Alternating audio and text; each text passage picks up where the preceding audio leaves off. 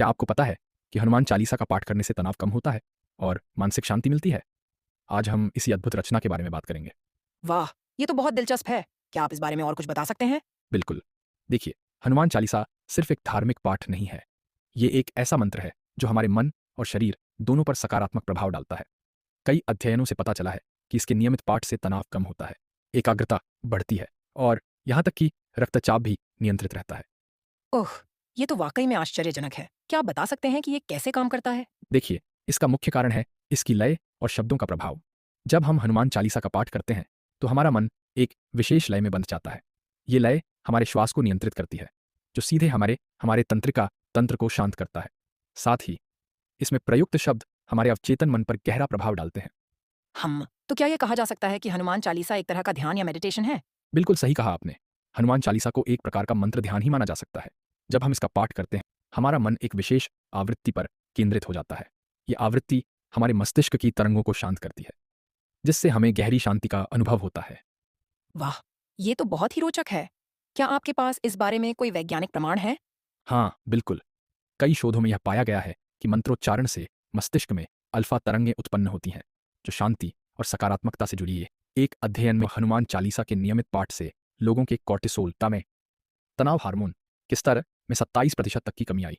ये तो वाक़ई में अद्भुत है। लेकिन क्या ये लाभ सिर्फ धार्मिक लोगों को ही मिलते हैं? अच्छा सवाल है।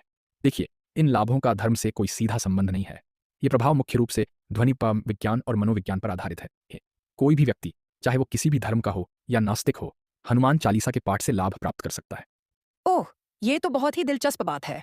तो क्या आप बता सकते हैं कि हनुमान चालीसा की रचना कब और किसने की थी? बिल्कुल, हनुमान चालीसा की रचना महान कवि तुलसीदास जी ने की थी। ये 16वीं शताब्दी की रचना है। तुलसीदास जी ने इसे अवधी भाषा में लिखा था, जो उस समय उत्तर भारत में बोली जाती थी। रोचक बात यह है कि इस रचना में कुल 40 छंद हैं, इसीलिए इसे चालीसा कहा जाता है। वाह! तो इसका इतिहास भी उतना ही रोचक है जितना इसका प्रभाव। क्या आप हमें हनुमान चालीसा के कुछ महत्वपूर्ण अंशों के बारे में बता सकते हैं? हाँ, क्यों नहीं। हनुमान चालीसा की शुरुआत इन पंक्तियों से होती है। श्री गुरु चरण सरोज रज, निज मन मुकुर सुधार। इसका अर्थ है कि हम अपने गुरु के चरणों की धूल से अपने मन के दर्पण को साफ करते हैं। ये पंक्तियां हमें विनम्रता और आत्मशुद्धि का संदेश देती हैं। हम ये तो वाकई में गहरा अर्थ है। क्या इसमें हनुमान जी के गुणों का भी वर्णन है? बिल्कुल, हनुमान चालीसा में हनुमान जी के विभिन्न गुणों का बखूबी वर्णन किया गया है। जैसे महावीर विक्रम बजरंगी, कुमति निवार सुमति के संगी। इसका अर्थ है कि हनुमान जी महान वीर और शक्तिशाली हैं, जो बुरी बुद्धि को दूर करते हैं और अच्छी बुद्धि के साथी हैं। वाह! ये तो बहुत ही सुंदर है। क्या आप बता सकते हैं कि लोग आज के समय में हनुमान चालीसा का पाठ कैसे कर सकते हैं? बिल्कुल, आज के व्यस्त जीवन में भी हनुमान चालीसा का पाठ करना बहुत आसान है। आप सुबह उठकर या सोने से पहले इसका पाठ कर सकते हैं।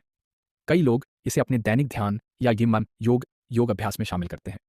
और अगर आपके पास समय की कमी है, तो आप इसे ऑडियो के रूप में भी सुन सकते हैं, जैसे कि ड्राइविंग करते समय या काम करते समय।